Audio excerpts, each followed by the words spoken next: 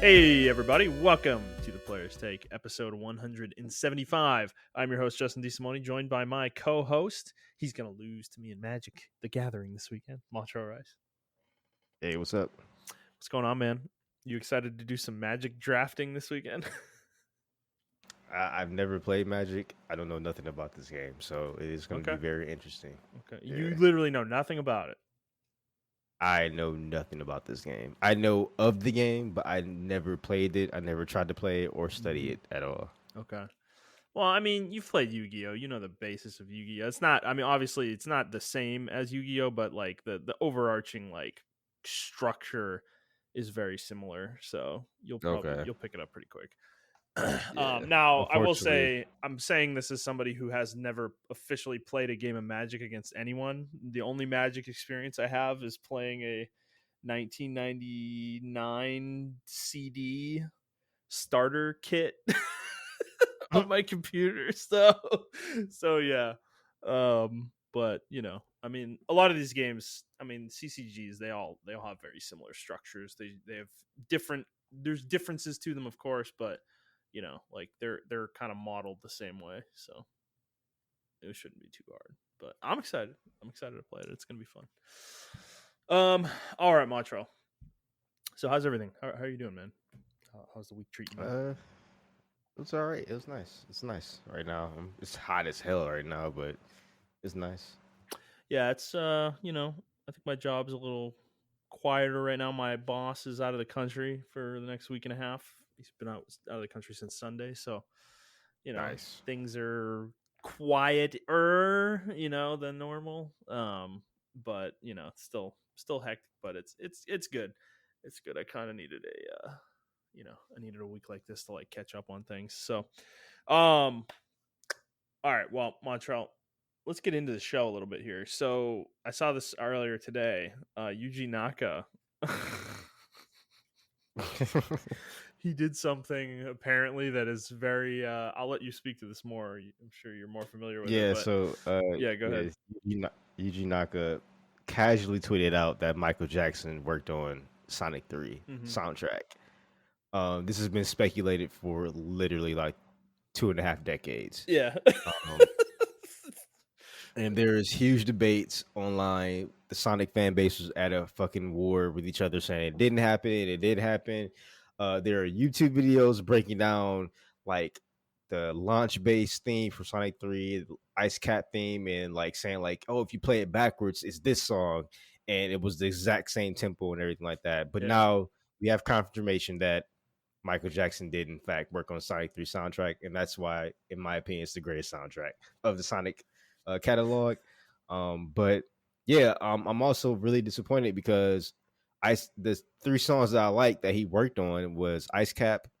Well, he worked on some other songs too, but Ice Cap, Carnival Zone, and Launch Base are my 3 favorite songs in Sonic 3, and those have been changed in Origins. If you download the regular Steam version of Sonic 3, you can get those soundtracks. Yeah. But in Origins, the new collection that just came out, they replaced those with the beta music, and that shit fucking sucks. So no. I'm not getting Origins because of that one particular thing. I'm not getting Origins. Plus, I already have the games, so I don't need to buy them again. Do you think it's a? What do you think it is? Like, is it a licensing thing or something? I think it's most likely. They literally said in the podcast it's a licensing thing. It must be, yeah. Interesting. Well, I mean, yeah, I just found this funny. I mean, do you think Yuji Naka knows what he's unleashed, or do you think he's totally oblivious to it? I think he's somewhat up to it. He somewhat knows about it because he hinted about it in an interview years ago. In a magazine interview they did with him, and they asked him like, "Hey, did Michael Jackson work on this?" And he's like, "Well, you know, I'll tell you sometime in the future." That was 13 years ago. So now we finally have confirmation that Michael Jackson worked on it. He said, "I'll talk about it in the future."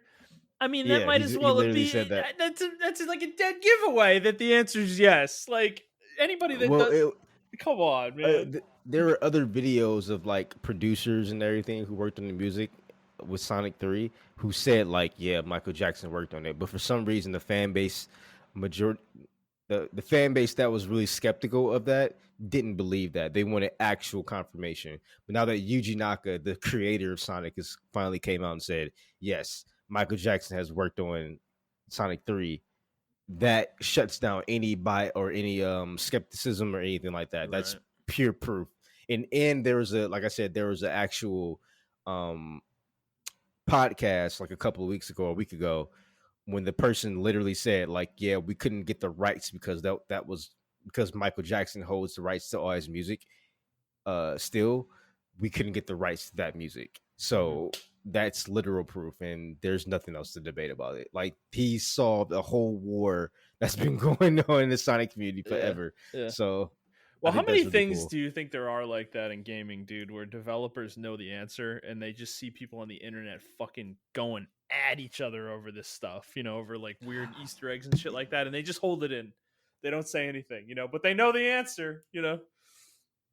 I think I think I don't think it's as common as we think. I think a lot of developers actually come out and give people answers, and that people don't accept those answers, and they just keep running with it. And it I becomes a can't remember the conspiracy, game. yeah. Yeah, I can't remember the game. But someone recently asked someone else about something, and they told them, like, this is what it is, and they're like, no, we don't believe that. This is the lore and everything like that, and because people had like their head canon, and they just couldn't let go of that head canon. I can't remember. Oh, it was actually Zelda. So before Zelda became the Historia, Zelda Historia became canon. The fans made that up, and then the creator of Zelda said, like, each Zelda is just its own separate story, except for, like, Ocarina of Time Right. and what's the Majora's other one? Majora's Mask.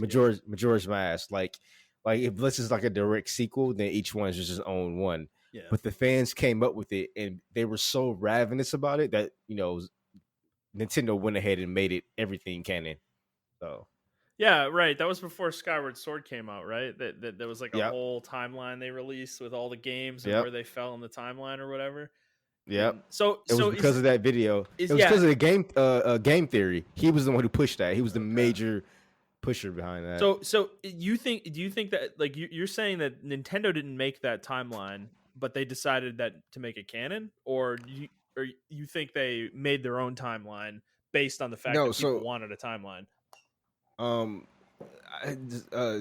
DJ is more knowledgeable about this than me, but from what I understand, from what he told me, he's probably going to tell us in the group chat after he listens to this episode. Yeah. But from what I understand, the fans made the timeline, and then Nintendo was like, no, at first, but the fans were so up in arms about it that Nintendo said, okay, we'll make it the timeline, and they made it the timeline. They tweaked a couple of things that were out of place that the fans placed in there, but they tweaked a couple of things, and then they made the official timeline. I see. So the fans were coincidentally pretty spot on, and Nintendo just made some corrections. Yes, pretty much. Like. It was Skyward Sword, and then I remember it came back up again when Breath of the Wild came out, and they confirmed that it was the lost timeline. If Link lost in Ocarina of Time to Ganondorf, Breath of the Wild is in the lost timeline. So they confirmed all that. What the fuck? Wait, so if Link lost to Ganondorf in Ocarina of Time, Breath of the Wild happens. So who's the Link we play as in Breath of the Wild, though? Is that the same Link? Or yeah, so if you look at the timeline, right, the timeline splits in Ocarina of Time. Yeah. There's two timelines. There's the hero timeline and then the hero fallen timeline. Yeah. I think Zelda 2 and then I think Zelda 1 as well. Those are in the fallen timeline because again, whichever Zelda, like Hyrule is destroyed when you start the game, and it's like just a field, a barren field. Yeah, that's like the destroyed timeline, and that's where and then the hero succeeds is like Majora's Mask, Twilight Princess, and things of that nature. Okay. Yeah, and Skyward Sword's before any of that. Yeah, Skyward Sword is actually the first game to start everything, right? Or the first game in the timeline to start everything. Okay. Did they have all the handheld games on that timeline too? Yes. Yep.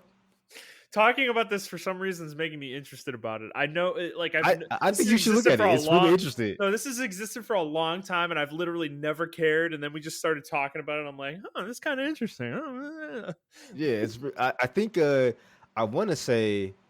Wind Waker is in the Fallen timeline. Yeah, it's in the Fallen timeline. Wind Waker is the second game. So Wind Waker, right after Ocarina of Time happens, I Yeah, believe no, that Wind makes Waker sense because happens. don't you go into like some weird pseudo alternate dimension Hyrule where like Ganon won or whatever, Yeah, Ganon won, and and he the comes hero out and time, like the yeah, hero time never showed up because they were praying to the hero time to show up, and he never showed up. yeah, right, Yeah. okay. But in that game, is it the same world or is it like a different dimension that you're going into? No, it's the same world. It's just that Okay, you're Link just go. lost. I see. Yeah. Okay. So Yeah, the but when hero you when time is you yeah, but actually when you go back in time in that game, or you like go to Hyrule in that game, like go to the castle, you don't really go back in time. You go is it like a vision? underwater. It's underwater, if that makes Oh, any okay. sense. Yeah. Okay. Like Hyrule is in Wind Waker, spoiler alert, you are surfing on top of Hyrule. Yes. Like the Right. gods, That's right. That's right. yeah, That's right. yeah. Okay. Yeah. The Wait, gods does that mean flooded Hyrule. does that mean though that if that's in the Fallen Timeline, does that mean Breath of the Wild's world is like a like almost like a drained version of Wind Waker or something? Like Technically, man, yeah. I uh, gotta you gotta look at the timeline again, but I know okay. Wind Waker, or I know Breath of the Wild is definitely for sure because the only reason people confirm that Breath of the Wild is in the Fallen timeline, there's a monster that appears only in the Fallen timeline.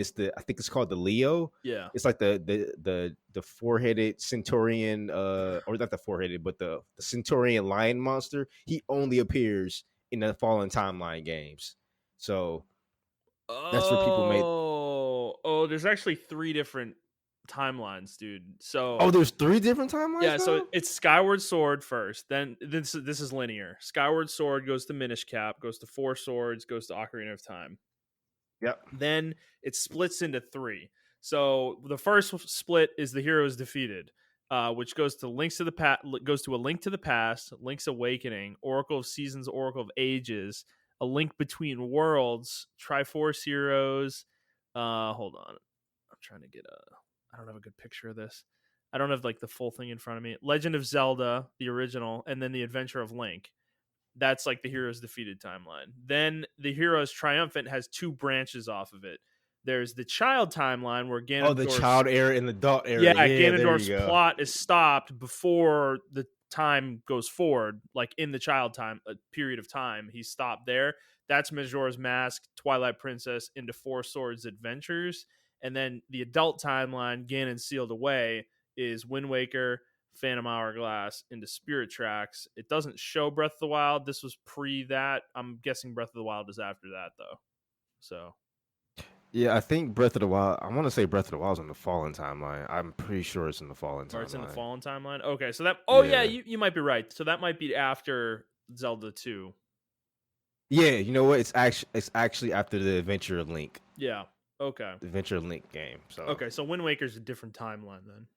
Oh, that makes sense. Think about the art styles, right? Wind Waker, Phantom Hourglass, and Spirit Tracks are all cartoon yeah, Link. that's true. That's true. Yeah, they're That's all true. cartoon Yeah. Link, and then the defeated one is kind of a mishmash, obviously, of art styles with Link to the Past, Link's Awakening, Link Between Worlds, the original Zelda, Zelda 2. Those are all kind of, but Yeah, okay. So kind of yeah, makes Ganon sense. is resurrected and Hyrule is sealed and then flooded. Yeah, because the gods flooded because they didn't have a hero to come back. Yeah. Mm-hmm. So what's interesting about the adult era and the child era, um, that part of the game is very integral. A lot of people don't know when you seal or when you go into the time. Yeah. For some reason there are two links, or no, there are not two links, but there are two. The timeline does split. So you do what you need to do, and then the hero goes back and it starts a child era, right? So Yeah. technically, that's why there's an era without a hero because that hero never existed. If that makes any sense, Yeah. he defeats Ganondorf, and he goes back to being a child, and people don't know about that timeline because that never technically it never happened. That's If the that makes any That's the sense. Wind Waker one. That's the Wind Waker one, exactly. Interesting. So Oh, there's no that's one right. to Yeah, stop because him. he seals Ganon and then he goes back in time at the end of the game, right? Exactly. That's Yep. like the He goes back to canon. being a That's like child. the canon ending for it. So there is no hero in that version of time because that's like a split. Yep. Yep. I see. Interesting. That's fascinating. It's way more interesting than it. Like, it's like Zelda doesn't have like a good story like most of the time, but like when you talk about it like this, it's like it's kind of interesting, But I don't know. I wish Nintendo would like go a little harder on the story though in a Zelda game, but Like go a little bit more darker, or just go a little bit more in no, more like detail with stuff. complex. Like there's actual Yeah, characters with agency outside of Link and Zelda. Like yeah, or yeah. like it's usually really them and Ganon, and that's it. It's like there's very few other characters most of the time. So, but all right, we've talked enough about that, Montrell. Let's get into the show proper. So, for those of you who haven't listened before, this is our weekly show where we talk about video games, video game news, and other topics pertaining to video games. We post at 6 a.m. Central Time on Fridays on Spotify, Stitcher, Google Podcasts, Apple Podcasts, and your favorite podcast app of choice. I just totally said that out of order. And if you'd like to send us questions, you can do so on Twitter at The Players Take, or send us an email to theplayerstake01@gmail.com. All right, Montrell, let's get into the show like we always do with what we've been playing. Do you want to go first this week? Yeah. So I've been playing. I haven't played too much of Battlefront.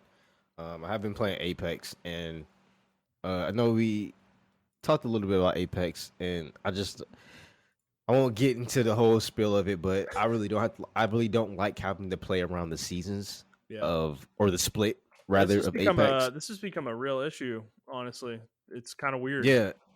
And it's actually not us just talking about it. It's like the whole community is talking about it. The casual community, rather, is really tired of the matchmaking in Apex. Where it's like, I even looked it up, and it's a skill based matchmaking system. It's not even MMR based. It's skill based. And it's a weird system they do, and people don't really know they still don't know the actual system behind it. Somebody made a fresh new account, did 500 games, and they still don't know how things work and everything. They do know, however, which kind of probably happened to us. If you win too much, the game actually punishes you. If you get top 2, top 1, top 3, the game punishes you and places you in harder lobbies. So that part is true. And I remember me and you and Andy were like dominating, and then now we're just in fucking consistently bad lobbies. Well, yeah, it was like a few weeks ago we started playing again, the three of us, and we played like 3 or 4 nights in a row, and like we were saying, we were wrecking people, and then we were winning like multiple games a night. It was crazy. And then all of a sudden, in the middle of one of the nights, like the last night, like we just like all of a sudden it felt like we went up into a new bracket, and like we were just getting fucking dominated, and then that just kept continuing. We played a couple more nights in a row, and we just got wrecked. And it's like, I don't know. Their system is annoying, and you're right. Like going to ranked was the fix. It was like it fixed it for us. Like we were back playing with non-hackers and people that we appropriately leveled for us. And it's like really fucking silly that's what we have to do as a community. That's how broken this game's matchmaking is, and it's also how broken the game's rank system is. I'm gonna be honest, games with a rank system, I've never seen one like Apex where there is a cap in the ranked that is so achievable. Even with this new rank system, it seems like it's the same. We're kind of in the same place. It just took a little longer this season than normal. Where like people have capped out and now they're going back to pubs. It's like, and it happens every season. And it's like, I think the game really needs to implement rank decay if you don't play ranked for a period of time, because that's something that is normal. And in every ranked system I can remember playing in any game, it encourages you to keep playing ranked. Like, I feel like it needs to be there because it will keep the players who play ranked in ranked, So. Well, what's funny about that is, like, I don't even play ranked anymore in League of Legends, but I still hold my silver or gold 4 rather rank in League of Legends. And if I play it, it'll put me back in gold 4 games. But that game is so punishing as far as your LP and losing games and winning games that it's meant to keep you going. So I don't get people who play in norms, they don't play rank, right? So I think Apex needs I know people are like, man, rank is tough this season. I think they need to go even further. I think they need to implement a League of Legends style ranking system to keep people who want to play rank, keep them in rank, and people who want to play norms, they can play norms. Because like you said, once you get to the end of the split, people are like, okay, I already reached the highest rank I can reach, and I'm not going to get into Predator or masters or whatever. So I'm just gonna go terrorize the public, and that's what they do. And then people who in norms, they go into the rank split, and there's nothing but like casuals there because everybody else who tried to, all the tryhards are out of there, all the hackers are out of there now. So yeah, it's just a weird thing. Um, I've been playing Sekiro again. I do recommend people who haven't played Sekiro in about a couple years. I do recommend going back and playing it. The Game of the Year edition, you get the Game of the Year edition for free. Yeah. And with that, they made a couple of improvements. They added some bosses, some mini bosses, and quality of life changes. You can actually go back and fight bosses after you defeated them, so that's pretty fun. Yeah. They added new moves and everything of that nature to the game. Some skill trees and everything. So I recommend going back and playing it. It's pretty fun. I'm enjoying it like I never played it again. I haven't played the game before. I will say, I don't know if it's because I played Elden Ring or because Sekiro is just a really good game design wise. I don't find myself getting mad when I lose. Like when I lose, I'm like, yeah, this is fucking my fault. I fucked up. Like the game is, I never designed to a T. Dude, you didn't get. I don't remember getting frustrated the way I've gotten with other games before. You get like literally mad. You're like yelling at the game, like you want to throw your controller. Like that never happened in Sekiro, despite how much I died. It's just like I think there's like a crescendo with game design where when you get to a certain point, it's like a game is so well designed that the player can recognize that it's not the game's fault, when you fail at something, and that's Sekiro to a T, I don't know if Dark Souls and Elden Ring are really like that. So that's where I was getting at. I don't know if it was because of Elden Ring. Certain things with Elden Ring, man, like there are certain hitboxes that are out of whack. They still have those Dark Souls / Demon Souls hitboxes, and it's just certain shit that's out of whack. I don't like it. Like I said, Elden Ring is a well-designed game. There's still that hitbox factor in certain shit that, that's just Dark Souls. And in Sekiro, there's none of that. Like when I literally die to a boss, it's because I didn't deflect right. I didn't do this right. I dodged wrong. This hitbox, I need to learn the game or whatever. Even though I'm not even dying that much, the game seems actually a lot easier. And maybe because I played Sekiro before, but I haven't played Sekiro in like 2 years. Yeah. So, but the game is still like very fun and robust to play. Like it's insane. Each enemy is designed really well, like the deflections, the parries, and all that shit. Like they really designed. This is one of their best games From Software has ever designed, in my opinion. I will stand on that 2 toes. Like I don't care what no one says. So another thing I've been playing is Sunbreak. I played the demo with Andy, and holy shit, don't play the demo. Don't play the fucking demo. Yeah, why not? I think games that are designed, games like Grim Dawn, games like Monster Hunter, games like I don't want to call Monster Hunter ARPG, but like RPG games where you have to design and build your own character and you play the way you want to play. Right. Demos are not designed for these games. The reason I say that is because even if you choose like the dual blades, for instance, right? If you want to choose wire skills, you may have certain skills and everything set up the way you want to play the game. Sunbreak, the demo is not for you. It's for somebody who never played Sunbreak ever, or who never played Monster Hunter Rise. Yeah, because they give you a canned like loadout, right? Like arena. Yes. Exactly. Yeah. And it's not fun to play around. It's not. No, absolutely not. It's not your character. Like you didn't build it, right? So you almost have to cater your gameplay to what they put in the demo, and it's like that's why I don't want to touch it, honestly. And I don't. Yeah, I recommend not touching it. I don't care. Yeah. I'm just gonna wait. I mean, we're a week out now, but I mean, I totally get what you mean. I think that's what demos are for, though. Like a demo of that game is not for us. We've played Rise, bro. We've played Rise for 100+ hours. Like, we know what it is. I think it's intended for people who, like you said, didn't play Rise at all or have never played Monster Hunter. Like they're They want to give people a taste of the game in a quick, easy way where you don't have to think about anything. You just jump in and start playing the game, Yep. And players like us who are invested, like veteran players of the franchise, they're not looking for that. We know what the game is. We know we like the game. We're like, like we want to make our own character. We want to make the gear ours. We want to customize it, So Yeah. yeah, I can I just totally wanted to see try that. the new skills, but the skills aren't presented in the right format. I feel like the skill, especially for the hammer, I feel like if the skills were, developed right, or if I put them in the way I want to put them in, then it'll be better. So one thing I did learn about the demo, though, developers are getting direct feedback from the demo, and they're buffing certain classes that were really weak.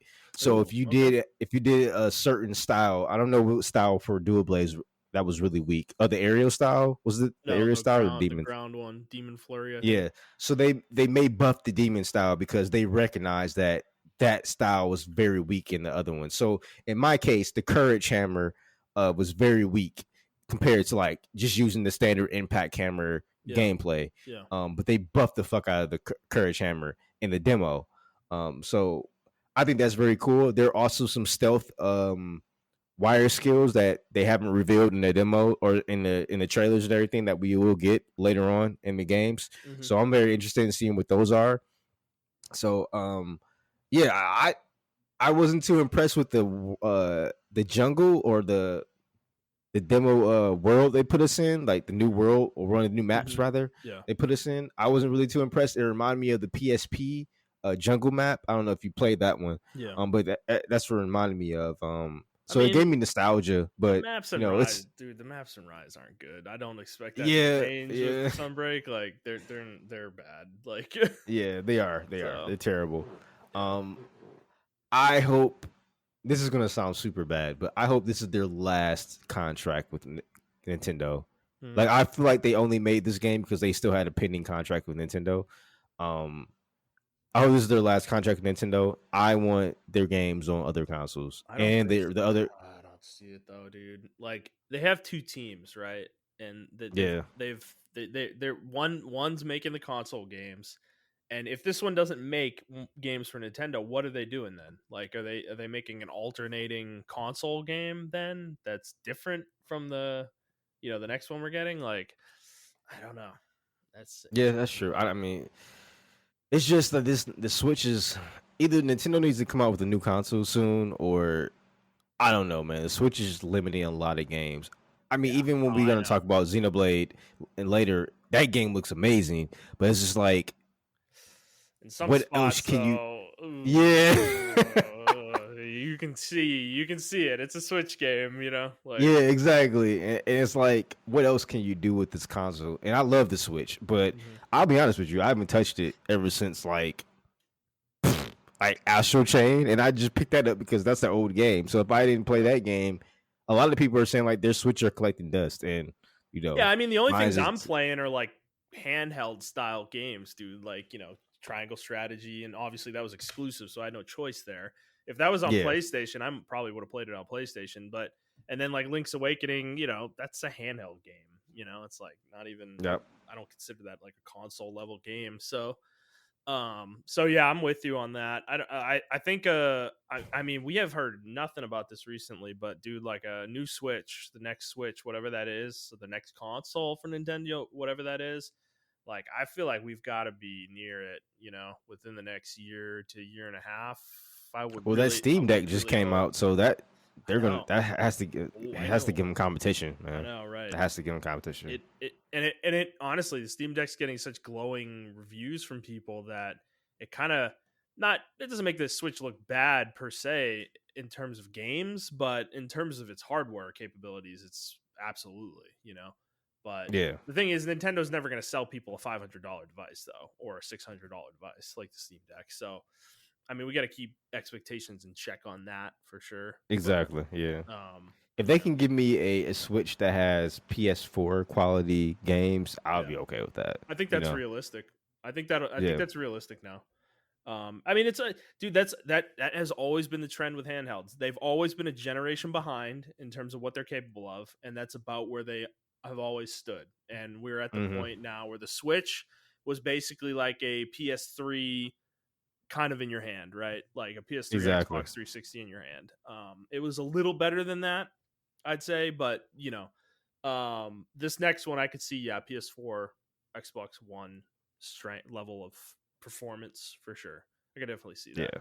I don't know if that's going to be enough though, because now that we have PS5 and Xbox Series X, dude, like the 60 frames per second reality of gaming is here now. Like it's kind of hard to play games at 30 frames per second for me, and that's everything on Switch. So Yeah, that is true. I think they should be able to do a thing where they either keep the quality the same, the graphics the same, but we can up the fidelity, or not the fidelity, but the performance, right? We can get the 60 frames per second.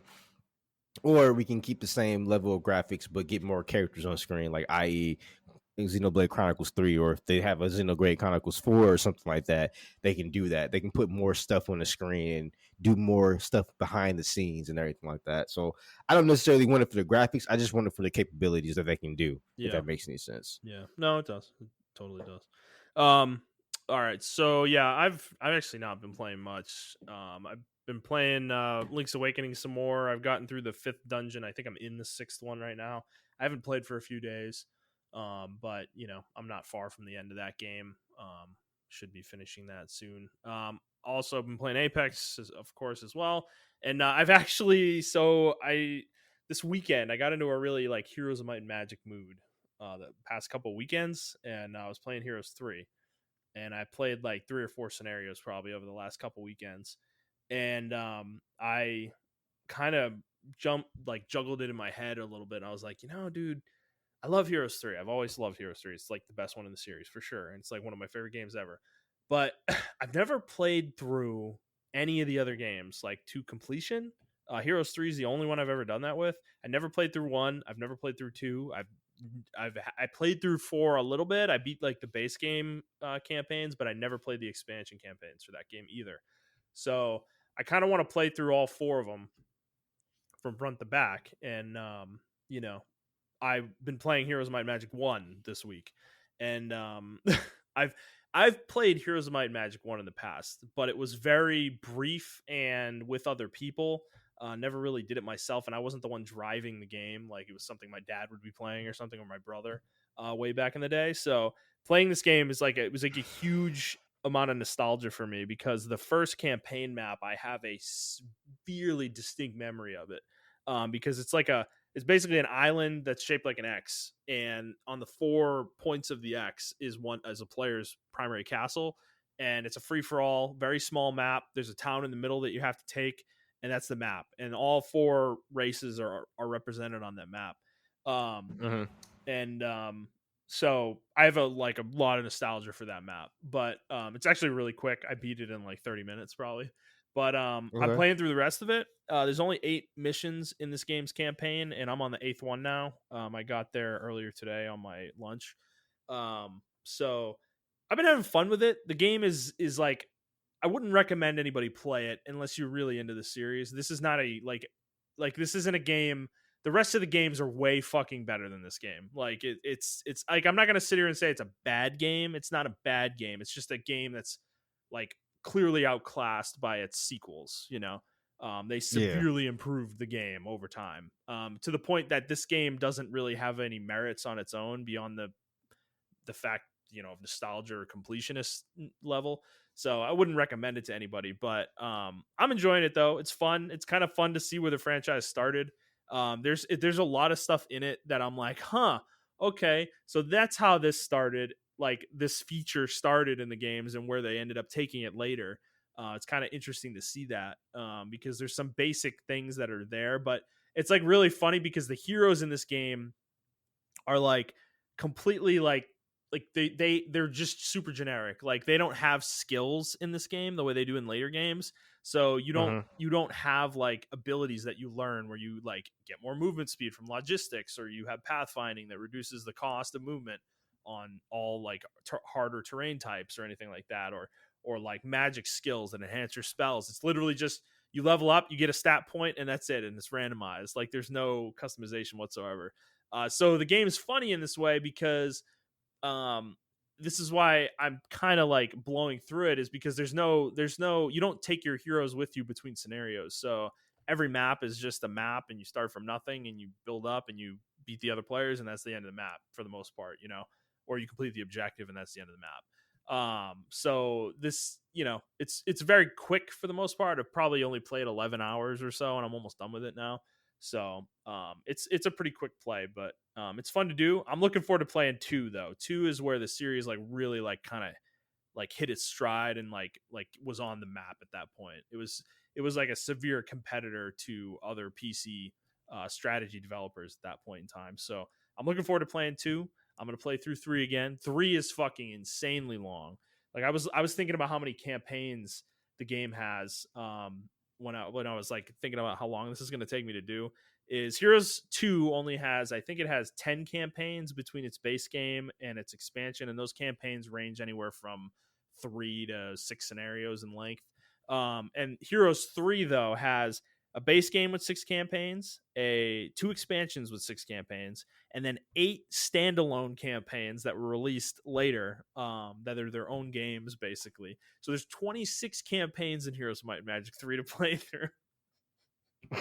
And each of them range anywhere from 3 to 8, 9, 10 scenarios, and like it's fucking insanity. So I'm looking forward to playing it though. I haven't played through Heroes 3 even in like 10 or 12 years, so it's been a long time. I don't really remember everything about those campaigns either. So I'm going to be doing this on the side as I play other stuff, kind of when I need like a break from whatever we're playing. Obviously, I'm bored right now waiting for some break. Like it's like the fucking most agonizing month and a half of my life since we stopped playing Rise like earlier in the month, and I'm like, dude, it's just like it feels like I can't believe it's only been like 3 weeks since I went on vacation. Like it feels like it's been like a million fucking years, like.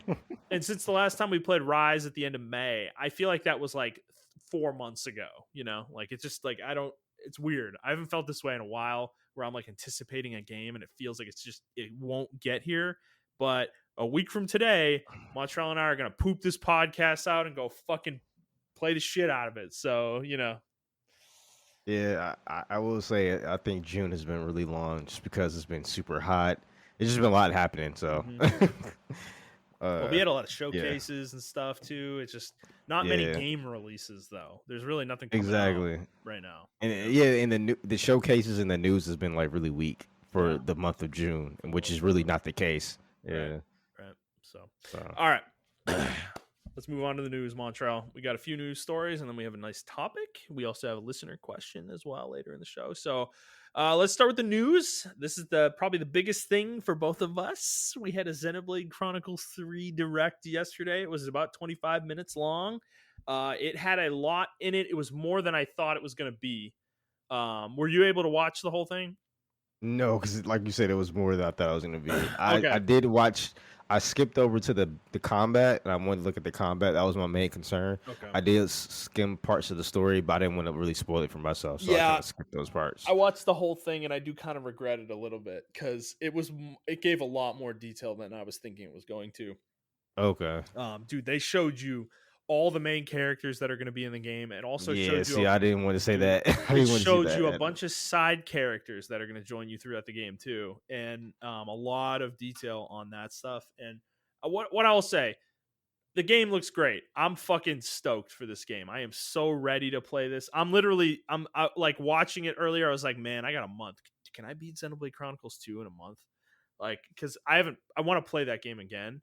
But I don't know if I'm going to. But there was a lot of story in here. There's probably 5, 6, 7 minutes of story stuff that they showed in here as well. And the story is shaping up to be very interesting in this game. And there's one little nugget that I noticed briefly is there was a point in the trailer where somebody was telling the main cast they needed to go to some valley, some sword valley or something like that, and there's a giant sword like shoved into the ground, and it looked like the Mechonis sword, like almost exactly, from at least my brief look at it. And I'm like, is this like, are they connecting the 3 games together? Like, because they already had a connection between 1 and 2 a little bit, but it was really brief and minor. But this game is the third game, and is this going to be the wrap up of the trilogy? Like, is there going to be like a connection between all three games, and we're going to like get a finished story, or I don't know what they're doing. So it got me really excited. I hope I was right about that, because if that sword, if that is the Makana sword, like I don't know what that means in the context of this game's world. But what I will say is a lot of the enemy designs and the mech designs, they remind me a lot of the Mechon from Xenoblade Chronicles Yes. 1, like One, severely. exactly. Yeah. Yeah. So I'm wondering if that game is going to have a huge influence on this one. Maybe this is the world far in the future of that one. I I don't think know. it's a prequel. Or I think it's a maybe a prequel. prequel. Yeah, it could be a prequel. That'd be interesting. Yeah. That'd be interesting That'd too. be pretty interesting. Yeah. Yeah. I think the characters look cool. Yeah. I'm actually so everything about the game, like you said, those screams, Xenoblade Chronicles 1, but we took elements of Xenoblade Chronicles 2 and put them in there. Yeah. I thought when I saw the game initially on when they showed it on the showcase trailer, on the first direct, I thought it was gonna be like a combination of like, we have 12 characters on screen all at once, and it's not the case. You have 6 characters on screen Yeah. at once. And then a And seventh that as reminded support. Yeah, and the 7th as a support. And my first thought went to like, okay, so they're taking out the blades and just adding more, characters on screen for Yep. you to play as. Yep. And you have a full party now, like a full fucking party that's fucking playing. Like there are no, I mean, they're gonna be like, people on standby and everything like that, but like it's almost like you're playing with the fucking army now. Like it's Yeah, crazy. yeah. Well, the And entire they have main cast will be in every battle you fight in this game, exactly, which is interesting. And I think that's and true they have I think roles. that's true from the word jump too, like very beginning of the game. I think you get the whole party right away. So, Yeah, which I think is a and really interesting thing to do. and they all have roles and they have dedicated roles in this game. So this game also let me know that Nintendo, or I don't even say Nintendo, I would say Monolith Soft. I think Monolith Soft really wants to make a fucking MMO. Like they just Yeah. want to make one. Yeah. Like when I was watching, I'm like, man, this is just make an MMO, bro. Like just make a better. This would be a better Final Fantasy 14. Like just make one, bro. Dude, Like, and I would play it. you're not wrong, dude. Like a console. The problem is they'd have to do it on Switch. I think that's the reason they don't. And it's like it's Yeah. such a shame. Maybe in 10 years when we have Switch 3 Ah, and it's like that's so long. it's like from an now. insanely powerful handheld that we could never even imagine right now, and it can play an MMO on it. Maybe then they'll try it, but it's just like the Switch right now couldn't handle that kind of game. I But think dude, they Nintendo have really the should pedigree to do it though. They're literally Yes. they make MMOs. They're just single player JRPGs. It's like dude, the whole game screams MMO. Everything about it, because you have your holy trinity. You have your damage dealers, your tanks, your healers. You have like the multi-classing and all this stuff, and like in the wandering monsters and the huge open world zones and these hub places with quiet, like it's all there. It's literally all there. It's And I really want to say I think they try to sneak it in with Xenoblade Chronicles X. I think they tried to sneak one MMO in there. Yeah. True. That game did have some multiplayer, actually. Thinking about it is funny now that you say that. Yeah. So I think Nintendo should just give them the keys to make a PC game. Like this is going to be our first dive into PC, and just put a Xenoblade MMO in there. I think it would sell because I think they have the right keys, the right story, and everything to make a really good MMO. They don't really need to, change the wheel. Like, because this game, right? It's not really changing the wheel of anything. It's just like you're playing the game, but you're playing a single player MMO, and I love it because of that. Like, I have a party and everything of that nature. And they're building on the previous games. Like every one of these games, I feel like. Now, while I will say I enjoy Xenoblade Chronicles 1 more than 2, I do think 2 mechanically has more depth to it for sure, like in the combat and everything like that. So, but it's interesting. Like, I think on PC, I think Nintendo letting this franchise go on PC would be a really smart idea, and I'd love to see them do it because Final Fantasy has found a ton of success on PC. Yes, and I think that this is Nintendo's Final Fantasy. Like it is. Like Xenoblade Chronicles is their version of Final Fantasy, basically. and I think it would be very popular on PC as well. So I'd love to see them Yeah, do it. I just don't know if Nintendo will ever open their mind enough to really try that. yeah.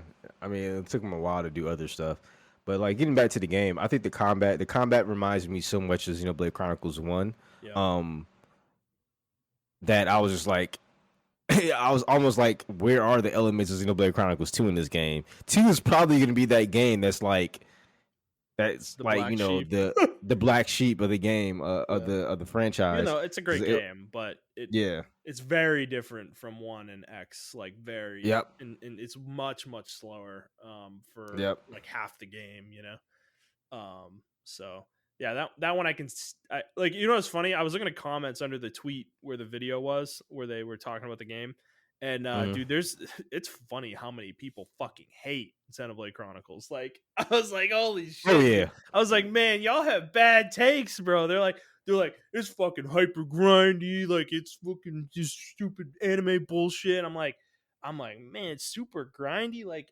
have you played the game? Like, I don't know. Like, I I mean, it I is discovered grindy if you this. just follow the story, I guess. But I don't know. It's just not. I don't feel like you're playing the game right. But to each their Yeah, own. I discovered this one actually very recent, like you, when that Xenoblade, or when that guy on Twitter who had a Xenoblade AV said a really bad fucking take on Sonic, Yeah. and people were like, "Oh, but you have a Xenoblade Chronicles AV. Your opinion is voided." And then people were just going on Xenoblade Chronicles. I was like, "I like Xenoblade Chronicles. What are you trying to say?" People hate Xenoblade Chronicles. Like, it's like a black sheep of the JRPG world. Like, they do Which not is like that weird game. because it's better than pretty much all JRPGs out there. Well, So, well, I think it's uh, because it has a lot of Western influence. yeah. Like, Yeah, I know people call it you, anime, and I'm like, I mean, yes, it's definitely an anime stylings, but the plot is like so much better than most things I would consider anime in terms of its depth. Like I don't know, it's like, well, like the lore is like really well thought out, like the characters are well thought out, like they're well developed, like it's also not like shonen tropey or anything like that, it's like it's like a very, I don't know, satisfying to me. But again, teach their own. Everybody's got their own yep. opinions, so it is what it is. But anything else you want to say about this? No, I'm waiting for the game to come out at this point. I Yeah. like I'm really interested in that combat. I think their combat's going to be unnecessarily deep, because when he said, "Oh, well, you can switch to other parties, and they have master Yeah. arts, and they can Yeah. take those arts they learn from other classes and put it on their main class." I'm like, There's, "Oh dude, fuck." the chain attacks. I don't even know where the chain attacks into. I don't even remember. Yeah, they were. They were They okay, were. but yeah, Yep. there's chain attacks. You can switch your party member on the fly now. You'll be able to play whoever you want, but you can switch them mid combat, which you've never been able to do before. Also, Yep. every character has their own class, and then there's the 7th party members you will get throughout the game. Will introduce additional classes that your characters can change into and learn skills from. So, dude, this Yep. game is gonna be insane in terms of like how much there is to do. Oh, and then we have we haven't even mentioned the fucking transformation mechanic that's in the game. Oh shit! Yeah. Which is like a whole nother layer of the combat, And they even said that each transformation has 2 different forms led by one of the characters that is transforming. So those will have different gameplay stylings as well. So yeah, it's just, the game's going to be really deep. I'm very excited about it. Yeah, I mean, July 29th, so we're not far out. Oh shit! That's really close. I didn't think it was that close. I thought it was still in September. Yeah, we need to. I mean, I think we'll probably be close. I don't think we'll be done with Sunbreak by then, but I think we'll be in like farm mode on Sunbreak by that point. So I'm not too worried about it. But yeah, very exciting. It's good stuff. Good stuff. All right, Montrell, let's move on. Next story. This is mostly for me.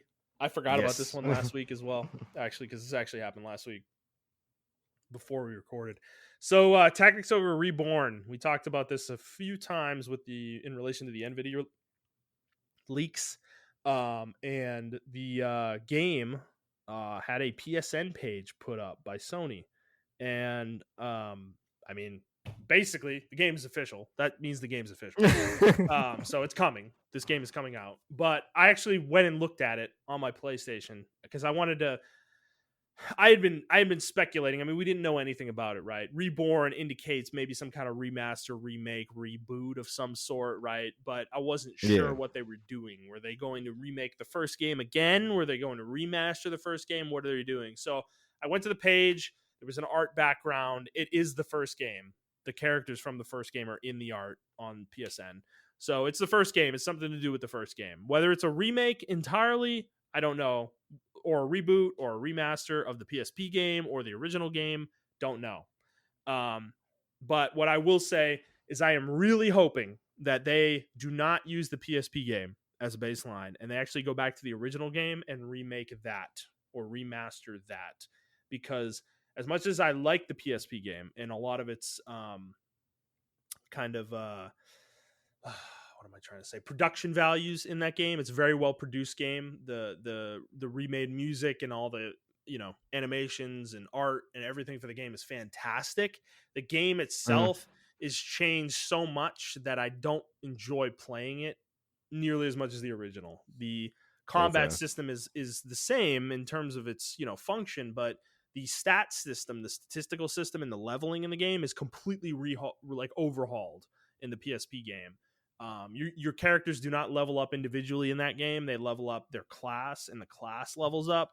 And your characters, when they change class, will become the level of the class that they've changed into. So your characters in that game lose a lot of their individuality due to this Mm, system, and I don't like it okay. relative to what Tactics Ogre was originally, which is a game where your units, their individual growth was what was important. It wasn't the class they were in or anything like that. It was what you leveled them up as and how they leveled up that mattered.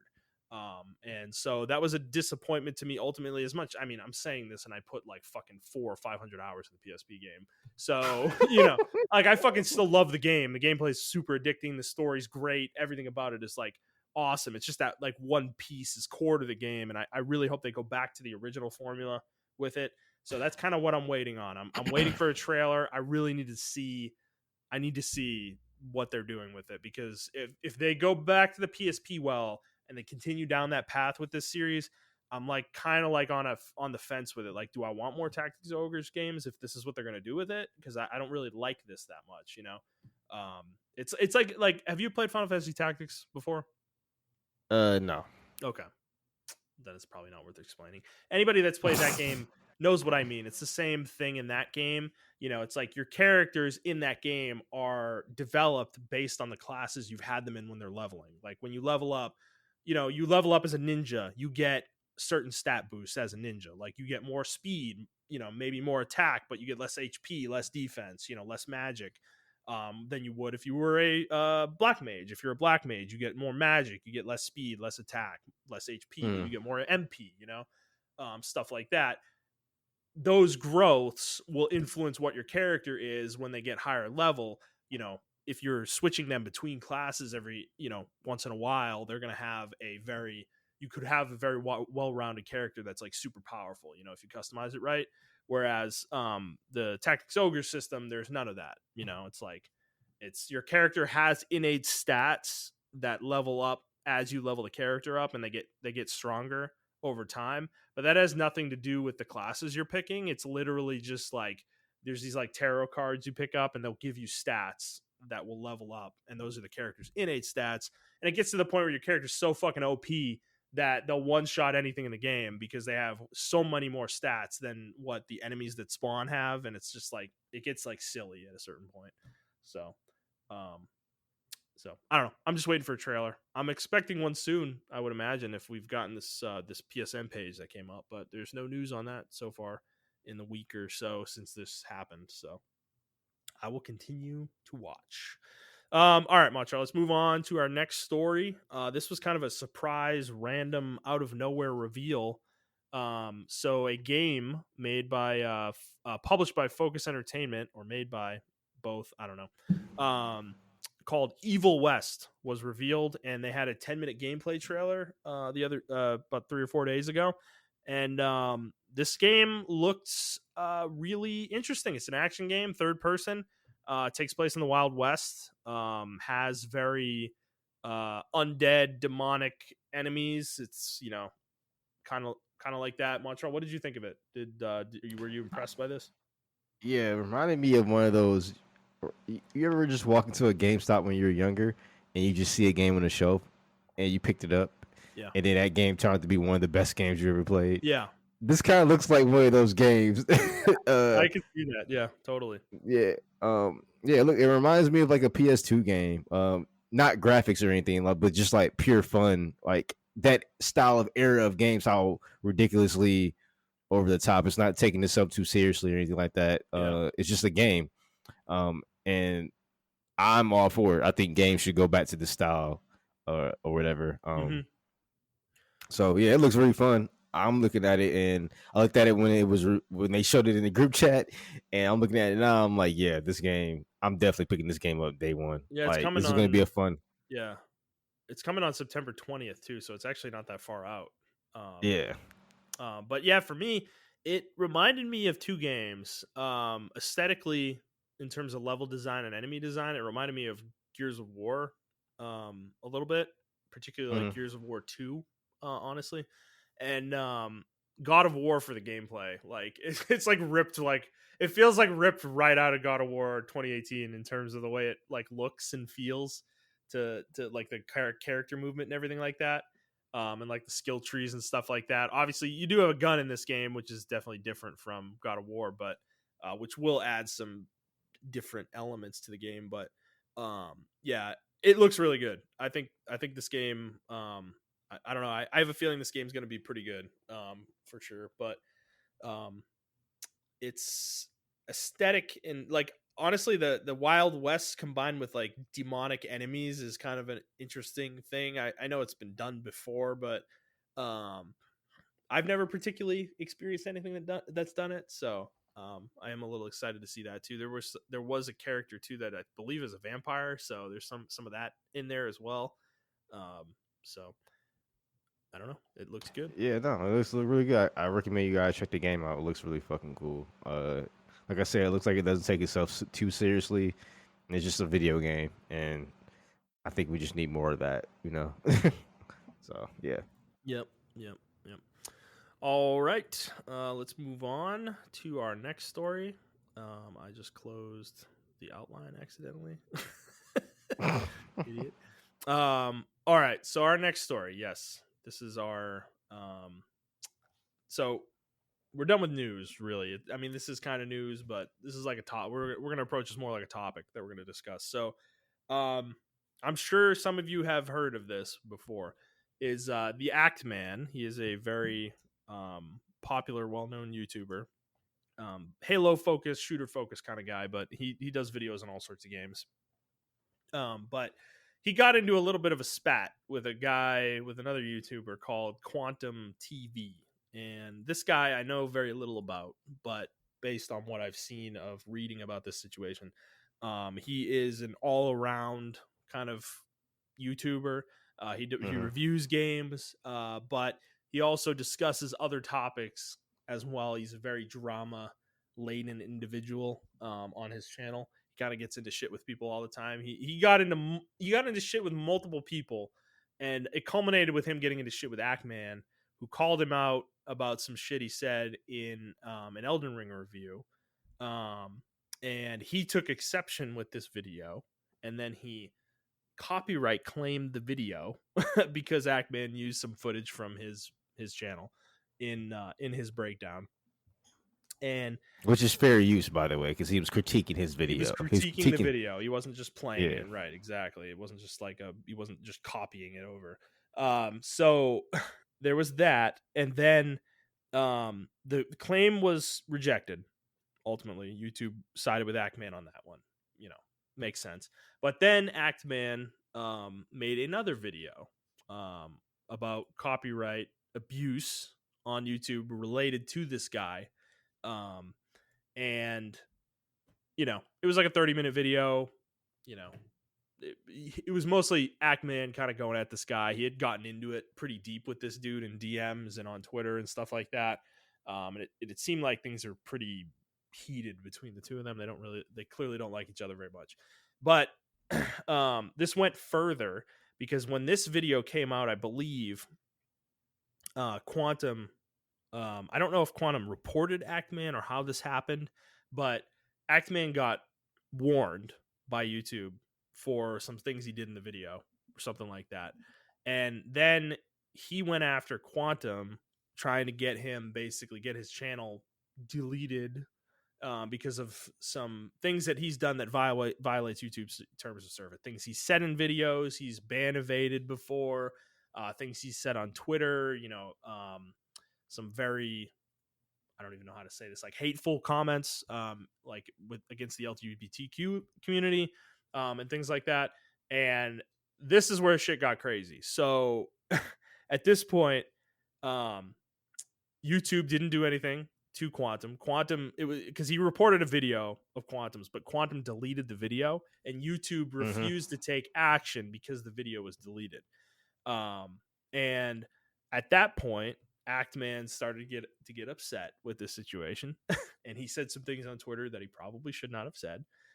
He sarcastically threatened YouTube at one point in a tweet, and at that point, he was in contact with people his contacts at YouTube related to the partner program. They revoked his partnership status and demonetized his entire channel.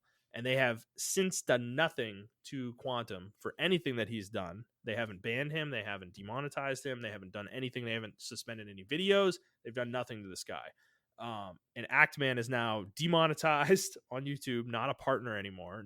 So he's not getting revenue for any of his videos on YouTube, and that is his primary, means of livelihood at this point. So this situation got way out of control, for sure.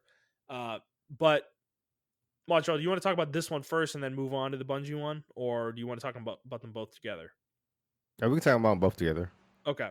So separately, a separate situation has been developing for a few months now with Bungie, and there was a period of time where some false DMCA's were being put up against YouTubers, Destiny YouTubers who had made Destiny content videos, nothing out of the ordinary. They were just like talking about the game and whatever, and they were getting a bunch of false claims, and people were really mad at Bungie at first because they thought it was Bungie doing it, and Bungie quickly came out and said, "This is not us. We are not doing this." And long story short, there was a whole thread of things that happened. But the important element to this here is that this past week, it was found out that they found out who was doing this. That there was a guy doing this. It was another YouTuber actually who claimed that he was a victim in this situation. He was the one submitting the claims, and Bungie is suing this guy for $7.6 million, basically to make an example out of him. And they are also pushing YouTube to change the copyright claim system on YouTube, because as it stands today, it is a ridiculous just mess. It's literally a weapon that anybody can use at any time against somebody that they don't like. Companies or individuals can claim a video for there's no requirements to do this. You can literally just go do it to somebody. Like it's like you don't need to be a partner, you don't need to be affiliated with the content you're claiming in any way. Like you can literally just go claim it. And this kicks off this whole copyright claim process where channels can get striked, which is a very big deal. If you get 3 strikes, your channel is deleted forever. You can it also wraps your videos up and demonetizes them when the claims are input. So until the claim is resolved, you cannot earn money off your videos for a period of time. Now, YouTube will hold the money you do make, and if they rule in favor of the person who made the video, they will give you the money after the fact. But still, it's not a great situation overall. So, Montreal, is there any more you want to add there with the Destiny part? No, I still I don't know all the details of that, but pretty much what you said is the whole gist of it. That person was abusing the copyright strike, and I guess that's what the topic is about, is the copyright strike of YouTube, and how bad it is, because it's not just within the video game sector. People use it within like the debate sector and like reaction videos and all that other stuff like that. It's being overused at this point to where it's being used as a weapon instead of a tool for protection. And I don't really know I think they should change it. Either get rid of the policy altogether. They can't really get rid of it because you need some kind of thing to keep people in check from stealing other people's videos. But at the same time, like that, this is ridiculous because like me and you can make a video and then someone copyright strike it and then that's it. Like we can't Well, do dude, anything. like, yeah, I mean, Quantum hears about this, man. He's gonna come after us. I mean, Yeah, we're exactly. not really on YouTube much at all at this point, but it's like, but he could go after our channel. Like he could claim our videos, saying that we're stealing gameplay from whatever game we were playing or showing or whatever. And that would wrap them up. And it's like there's nothing we could do about that beyond fight the claim. And it's just completely ridiculous that somebody unaffiliated with the license in question could do that. It's like literally like tattletaling on people in an official capacity and like stealing money from them. It's like it's total bullshit, dude. And Hmm.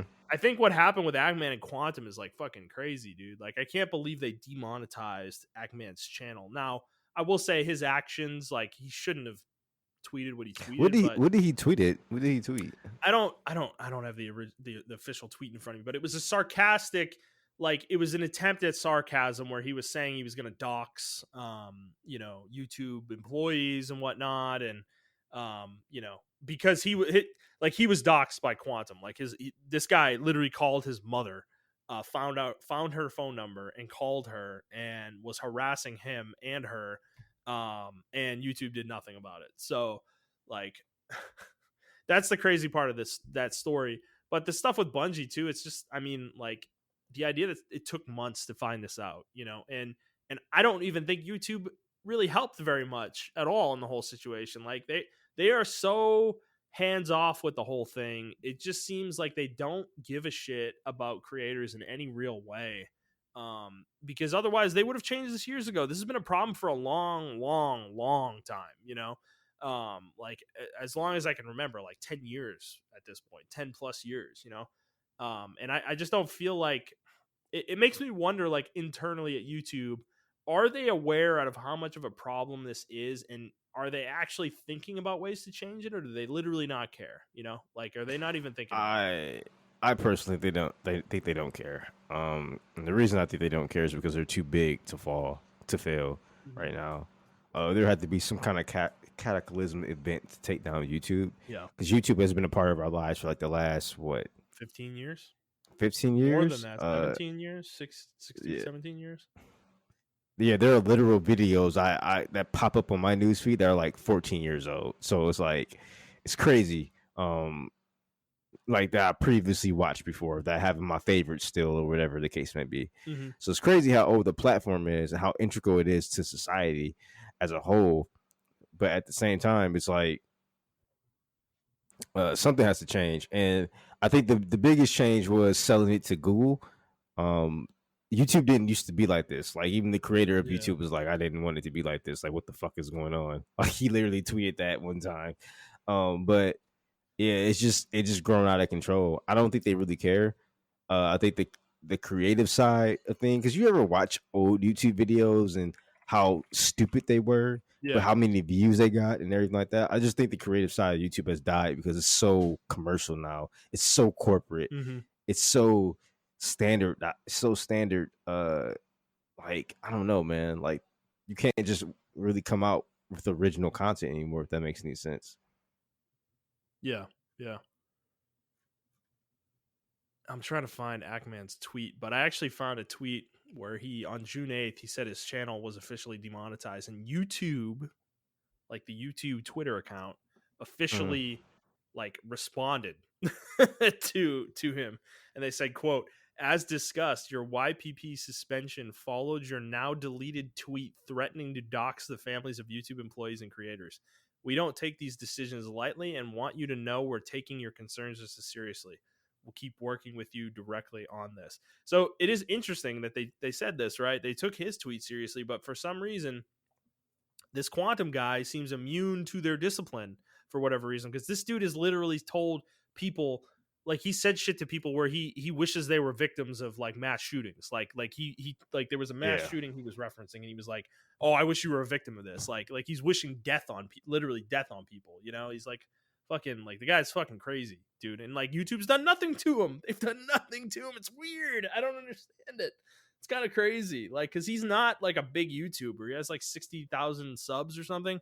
So it's not like he's a big name or anything. YouTube gets nothing out of protecting this guy in any way. Like, and in terms of money, Actman probably brings in way more. So if that's what it was about, I wouldn't think they would side with Quantum. But so the whole situation is just weird. Like, I don't know. Like, it's just like totally fucked up the way they are. Like they have no. It's like you said, they have no incentive to change because they have no competition. There's no site we can go to that is a competitor to YouTube. There are these like little sites that exist, but they're just like they've never ever, none of them have ever gotten any traction. Like I can't even think of one off the top of my head that's like even remotely competitive with YouTube, like that ever has been. Like they don't exist. Yeah. So it's like until that happens, I just don't feel like I don't know. I just don't feel like anything's going to change with them because YouTube doesn't have an incentive. Yeah, it's just one of those things where they're too big to fail, and I think YouTube is just way too big to fail, unfortunately. Mm-hmm. And the whole quantum thing, like I think he's dodging it because people are using like old clips, Yeah. not actual clips, and like the videos are already deleted. So technically, YouTube is like, well, technically he did the video, so we can't do nothing We don't about have a it. record of it, right? Yeah, exactly. But even though there are screenshots, but I guess in their mind, like people can forward screenshots, Alter it, people yeah. can uh doctor fake Yeah, but hold even on a second though. videos and stuff It like feels that. like bullshit though. Like they're fucking YouTube. They have like dude, if somebody deletes a video, do they just delete it? Like does YouTube itself delete it? They don't keep an archive of anything? Like that seems Well, that's the thing. Like questionable. there's no way to download like a direct download a video of YouTube, right? You have to use like a third party app or something like that to Yeah. download the video off YouTube. So I think in their eyes, since it's not really a direct way to download the video onto your hard drive, then then it just doesn't count if that makes any sense. So I don't know. Yeah, but like the thing is, in their back end, you think they'd have some kind of archiving, But I mean, maybe it's too much of an undertaking. Obviously, there's probably billions of hours of fucking content on YouTube at this point. So, I mean, that is a lot of data, I'm sure. But at the same time, it's just like it feels like the idea that they have nothing though. They don't even have like a period of time to go back to, like 60 days or something. Like I don't know. I mean there's a lot of evidence against this guy too. It's not like it's like one guy who threw a video at them, Like there's other YouTubers who are making videos about this dude who picked out, who have clips of him speaking about things and they're very incriminating things, that like pieces of video. So I don't know. It's just it's weird. I'm not I don't know. I haven't been a fan of YouTube in a long time, but there's nothing else to use, so there's nowhere for me to go. you know, Exactly. Yeah. it's like what do I do? Go to Daily Motion, bro? Like, come on, man. We all know that's like a fucking virus laden website at this point. Yeah, I honestly don't know what to do. Like, I feel bad for Ackman. I even feel bad for like to a certain extent Quantum, like, because like I don't want to say he was like this is kind of inhibiting his actions and everything like that. So it's like I just feel bad for everybody all the way around. I think he needs to be deleted off YouTube though, especially for his comments on LGBT and his comments. I think the video is still up on the shit that he said about The Last of Us too. Like he was really mad about that game because of the lesbian scenes. Like he was super mad about it. Mm-hmm. Yeah, So the guy's clearly homophobic. Like that yeah, is very obvious from watching anything that he talks about. Like the second he gets on to anything gay or lesbian, anything like that, he goes off on it. yeah, So yeah, but I don't know. I don't have much more to say about it. It's pretty cut and dry to me. It should like I don't know. Like it needs to change. Like that's it. It's just like I just don't know how it's going to. But you have any other thoughts?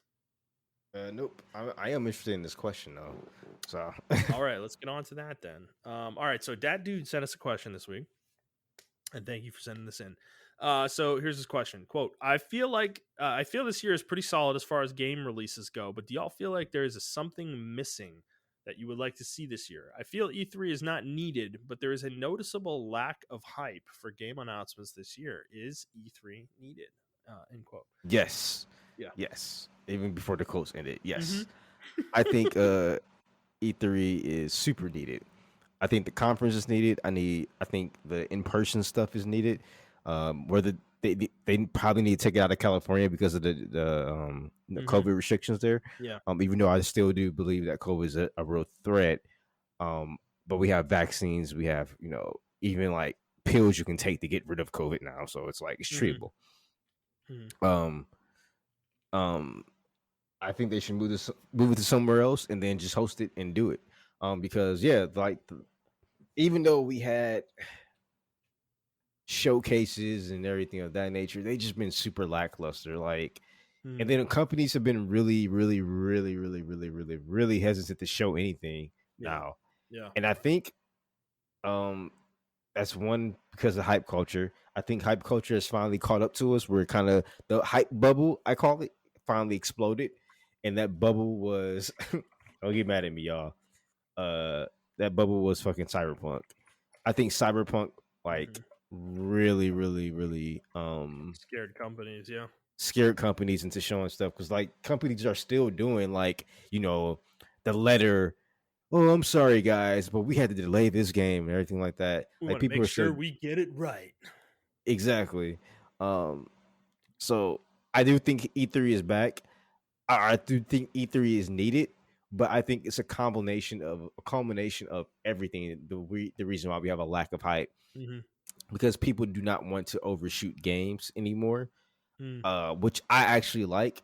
But like I said, there is a drawback to it. There's just a lack of hype. I mean, this is the driest season. Even I don't even think pandemic season was this dry. Like it wasn't this dry. We still had some kind of hype features, Um, but Yeah. yeah, I don't really know what else too much to say about it. Yeah, I'm with you. Obviously, I do think it's needed. Um, I think the year has been good for game releases. It's just like we were really. This is the problem though. Like, the industry's in a weird spot right now. COVID threw everything off. Like, we had a ton of delays, and that resulted in games getting fucking front loaded into these years. And this year, like, dude, it was front loaded into February and March, and like a little bit into April. And since Hmm. then, there's been very little of note that's come out. Sunbreak is the next thing, and that's like the biggest game I can think of coming out. And it's not even a game; it's like a DLC, expansion. Yeah, And then you get Xenoblade, which isn't big in general. It's big for us, but that's not a huge game either. I mean, Strikers just came out, I guess technically, and then we've but got I didn't see any buzz around that game.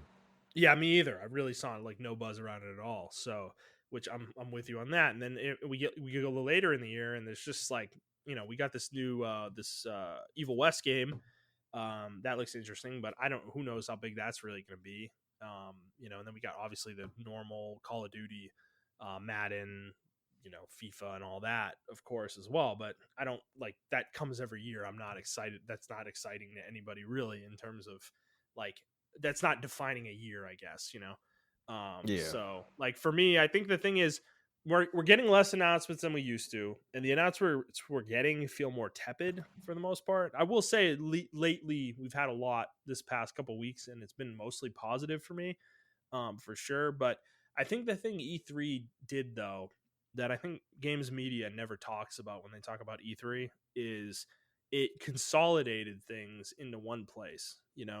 And I think there's a lot of value in that for us as video game fans. Um, the situation we're in now benefits the companies that are publishing and making these games. It does not benefit us because now all of a sudden we have to monitor fucking 15 different lines of communication to keep up with all these announcements. They're not coming from one place anymore. It's like we have to monitor state of plays. We got the Xbox Bethesda showcase. Then Capcom does their own stream, and Square Enix does their own fucking stream. And then you got Nintendo doing their directs, and every company under the sun does their own fucking stream for their announcements now. EA's got one in like a few weeks. Ubisoft's got one. It's like I don't want to watch them like that, where they're like coming at us every few weeks and it's a different company every single time and they're all coming from different avenues. I'd rather That's why I really liked E3, because it was all there. Everything was laid out on the table there, you know? So it was like it was all in that one period of time and you can consume it all. And obviously it was a lot and it could be overwhelming for sure, but I don't know. For me, it just felt like, I think as fans, it's a better way for us to see this stuff.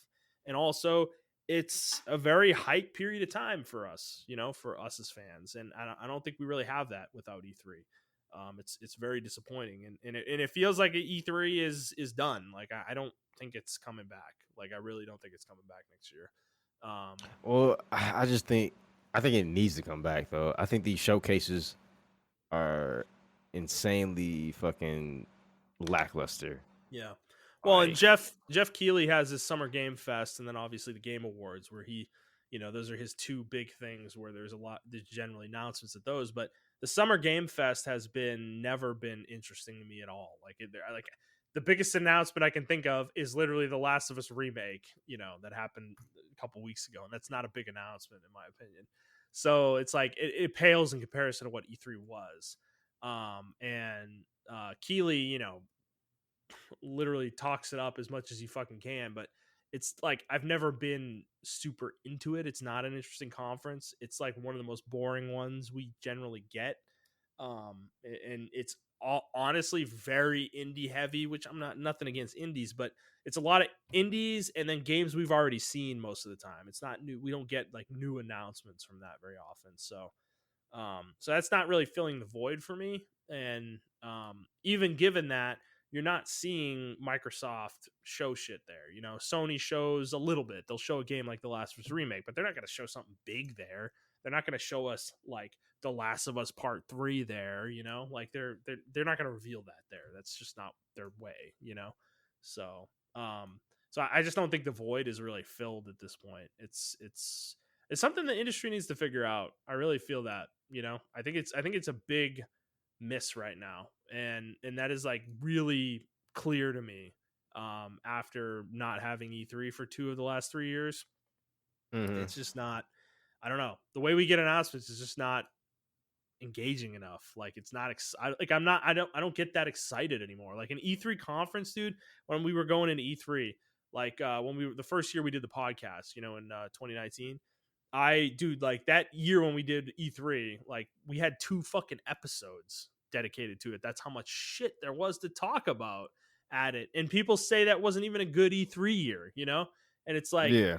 but the thing is like, even though it might have been disappointing ultimately, like the excitement I felt when the conferences were going live, like the 5 minutes before they start, you know, it's like, holy shit, dude. Like we're about to go into a fucking hour and a half of like pure fucking announcements, you know? And that is like, that can't be replaced by what we're getting. Even this like Xbox Bethesda showcase, from this like a couple weeks ago, dude, it just wasn't up to par for me. You know, like it was good, like it was pretty good overall, but like it was a lot of wasted time, and it felt like Microsoft was trying to justify an hour and a half of time. You know, whereas realistically, it probably should have been 45 minutes. You know, Yeah. and then it would have been really solid if it was 45 minutes, but they made it an hour and a half, and it was like 45 to 50 minutes of fucking boring shit that wasn't like was making me fall asleep. So I don't know. I just missed that format of E3. I do for sure. So yes, I do think we need Yeah. it. Yeah. I agree. I just don't. I like the showcases, but each time they show, like Capcom, for instance, right? They revealed one game, and then they kept showing snippets of one particular game, which is Resident Evil 4, and they just kept showing dumb snippets, and they never showed anything else outside those 2 snippets or whatever. And it's like, why do you keep showing us this? And then they even said, "Oh, we got more to show in another showcase. Show everything in one showcase." Like, I don't understand why y'all doing this. Like, Yeah, right. Like they're trying to justify the existence of their showcases, which means they stretch what they have to show, and yeah, as a result, it's not satisfying. yep, You know, so it doesn't work for me. But yeah, I don't know. We're not going to get E3 back, but I hope we get something in its place that can fill that void somewhat. You know, but yeah. I don't know what that's going to be. So, but any other thoughts? Nope, that's it for me. All right. All right, Montrell, we're done. That is it. We've gotten through everything we needed to talk about today. Is there anything else you'd like to discuss before we go? Nope, that's it for me. All right. All right. So thank you guys for listening. If you like this episode, please like the show, review the show, and subscribe to the show on whatever feed you're listening to it on. And please share it with your friends. If you would like to talk to us on Twitter, you can do so at iTrap for the Hokage for Montrell. That is the number 4, not the word. I'm at ThunderNut01, and the show is at The Player's Take. If you'd like to send us a question, you can do so on Twitter, or you can send us an email to theplayerstake01@gmail.com. And that is it for us, guys. We hope you enjoyed this episode, and we will see you next week. Bye.